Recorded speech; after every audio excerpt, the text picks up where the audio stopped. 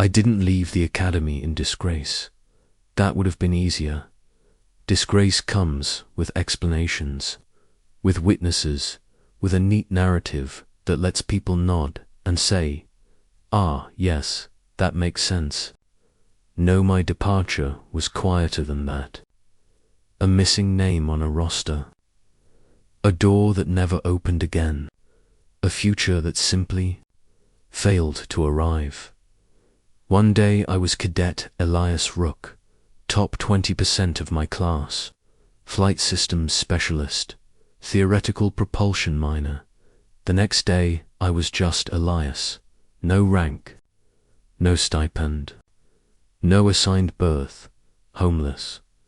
The academy orbited Helios Prime like a jewel, polished, expensive, and completely indifferent to those it cut loose.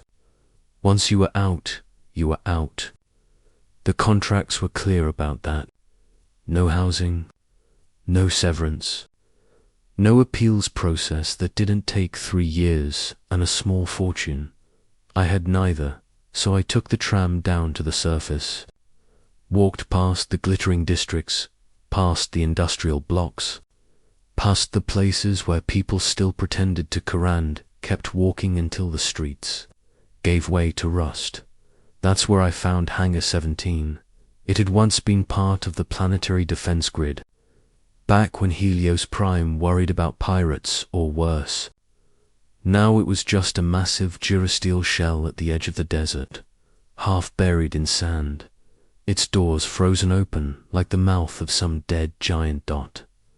No guards, no sensors, no active claim tags, .empty, .perfect, .living. In an abandoned hangar teaches you things, like how silence isn't really silent, it hums, groans, settles. Like how the wind can sound like voices when it slips through cracked plating at night. Like how cold metal remembers heat long after the sun goes down. I scavenged to survive. Power cells from scrapyards. Water recyclers patched together from old field kits. I slept in a cockpit chair bolted to the floor because it was the only thing that felt solid enough to trust. At night, I stared up at the hangar's ceiling. 30 meters of shadow and rust and replayed. The moment everything went wrong. The test. The one they never talked about. Publicly, the one that wasn't in the syllabus. They called it a compatibility assessment. They didn't tell us with what. All I knew was that the simulation room had felt different that day. Heavier, as if the air itself was watching. When my turn came, the instructors avoided my eyes. That should have been my warning. The interface lit up, and then something answered. Not an AI, not a program. Something deeper, older. It didn't speak in words. It recognized me. The system crashed, hard lights blew. Safeties tripped. 3 instructors were hospitalized from neural feedback. The board convened within the hour, by sunset. My academy ID no longer worked. Unsuitable, they called it. They never said dangerous, but they didn't have to. I tried not to think about it as I worked on my scavenged projects, but when you've been trained your whole life to fly, to build, to understand machines that bend physics like polite suggestions, it's hard to stop being curious. Hangar 17 wasn't just empty. It was equipped.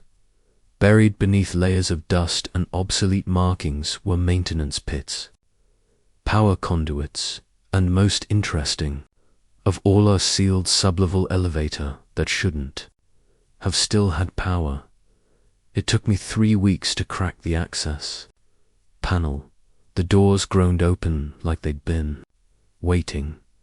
Below the hangar lay a facility the academy never mentioned. No insignia, no serials, just raw engineering, brutal, elegant, and unmistakably human. And at the center of it all was a ship, not a fighter, not a freighter, something else. It was incomplete, half dismantled, as if abandoned whole lines that made my head ache if I looked at them too long. A drive core wrapped in containment geometry I didn't recognize, but somehow understood. When I touched the hull, it warmed. When I whispered, "Hello," the lights came on. It didn't call itself anything. Names it told me not in words. But impressions were for smaller things. It had been built as an answer. A last attempt. A weapon that wasn't supposed to fight. It was supposed to end wars. The problem was that no one could make it work. No one except me. The same resonance that had shattered the academies. Systems slid into place here like a missing puzzle piece. Circuits aligned. Power flows stabilized. The ship's core sang not aloud, but in the way a perfectly solved equation feels. For the first time since leaving the academy, I laughed. I wasn't unsuitable. I was necessary. I lived in that hangar for 2 years. In that time, I rebuilt the ship from the inside out. I learned its language. It learned mine. Together, we tested systems in the dead desert sky, careful to stay below orbital detection thresholds. The ship could fold. Space not jump, not warp, but step sideways. Slipping between moments where distance lost its meaning, it could disable fleets without firing a shot, unraveling targeting systems and command hierarchies like loose thread. It could defend itself if forced it. Hoped it never would be. I named it Beginnings, because that's what it gave me. The galaxy found me anyway. They always do. A border war. Spilled too close to Helios Prime. Refugee ships burned in orbit. The Planetary Council activated emergency protocols, and somewhere deep in the Academy's black archives, an old file resurfaced. Cadet Rook, resonant compatible, status removed. They came at dawn, gunships, drones, a delegation wearing smiles to practice to be sincere. I stood in the open hangar doors, the desert wind at my back. "I'm not coming with you," I said. They told me I didn't have a choice. Beginnings disagreed. I didn't destroy them. That's the part people don't expect. I disabled their weapons, locked their ships in soft stasis, and broadcast everything, the truth about the hidden project. The cover-ups, the quiet disappearances, every open channel in the system. Then I left, not as a fugitive, as a message. They call me a myth. Now, the hangar ghost, the homeless cadet, the man who walked away from the academy and came back with a ship that could say no. I don't hide, I just don't stay long where wars burn hottest. Beginnings and I arrive quietly. We pull fleets apart without killing a soul. We leave behind peace so sudden it feels unreal.